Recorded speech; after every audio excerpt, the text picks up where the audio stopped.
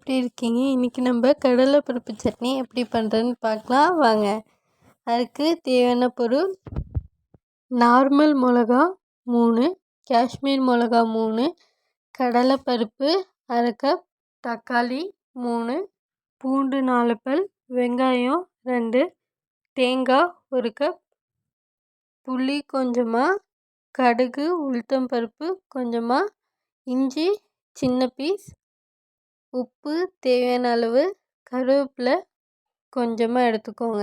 Okay, வாங்க நம்ம start பண்ணலாம். ஃபஸ்ட்டு ஒரு சட்டி எடுத்து அடுப்பில் வச்சுக்கோங்க. அதில் கொஞ்சமாக எண்ணெய் ஊற்றிக்கோங்க. ஒரு 3 டேபிள் ஸ்பூன் ஊற்றிக்கோங்க. இப்போது அதில் காஷ்மீர் மிளகா 3, நார்மல் மிளகா 3 ஆட் பண்ணிக்கோங்க. ஆட் பண்ணிவிட்டு நல்லா கிண்டி விட்டுக்கோங்க. இப்போது அது கூடவே கடலைப்பருப்பு 1/2 கப் ஆட் பண்ணிக்கோங்க. அதை நல்லா கிண்டி விடுங்க. கிண்டி விட்டுட்டு உங்களுக்கு தேவையான அளவு உப்பு ஆட் பண்ணிக்கோங்க. ஆட் பண்ணி அதுவும் நல்லா மிக்ஸ் ஆகிற அளவுக்கு கிண்டி விட்டுக்கோங்க.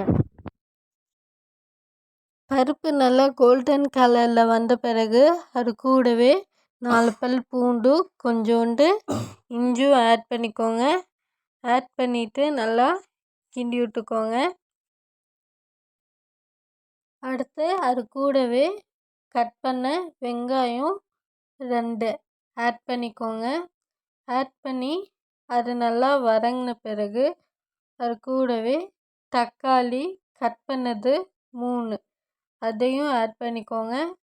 ஆட் பண்ணிவிட்டு தக்காளியும் நல்லா வதங்குற அளவுக்கு கிண்டிக்கோங்க. தக்காளி நல்லா வதங்கினோடனே தேங்காய் இந்த மாதிரி கட் பண்ணி 1 கப் ஆட் பண்ணிக்கோங்க. ஆட் பண்ணிவிட்டு அதை 2 மினிட்ஸ் நல்லா கிண்டி விடுங்க. 2 மினிட்ஸ் கிண்டி விட்டுட்டு கருவேப்பிலை கொஞ்சமாக ஆட் பண்ணிக்கோங்க. ஆட் பண்ணி லைட்டாக கிண்டி விட்டுக்கோங்க. ரொம்பலாம் வேண்டாம், கொஞ்சமாக கருவேப்பிலை ஆட் பண்ணாலே போதும். இப்போது புளி கொஞ்சமாக ஆட் பண்ணிக்கோங்க. ரொம்பலாம் ஆட் பண்ணிடாதீங்க, கொஞ்சமாக ஆட் பண்ணிவிட்டு நல்லா கிண்டி விட்டுக்கோங்க. கிண்டி விட்டு அடுப்பை ஆஃப் பண்ணிடுங்க. ஒரு 5 நிமிஷம் அதை விட்டுருங்க. சூடு கொஞ்சம் கம்மியானோடனே மிக்சியில் போட்டு அரைங்க. சூடோடு அரைச்சா உங்களுக்கு தான் கஷ்டம். ஸோ கொஞ்ச நேரம் ஆற வச்சுட்டு அதுக்கப்புறம் மிக்சியில் போட்டு ஒரு 2 or 3 மினிட்ஸ் கண்டினியூஸாக அரைங்க. அரைச்ச பிறகு இன்னொரு தவா எடுத்து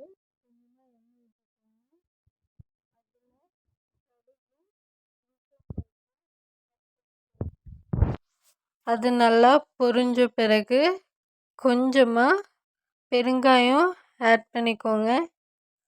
ரொம்ப வேண்டாம், கொஞ்சமாக ஆட் பண்ணிக்கோங்க போதும்.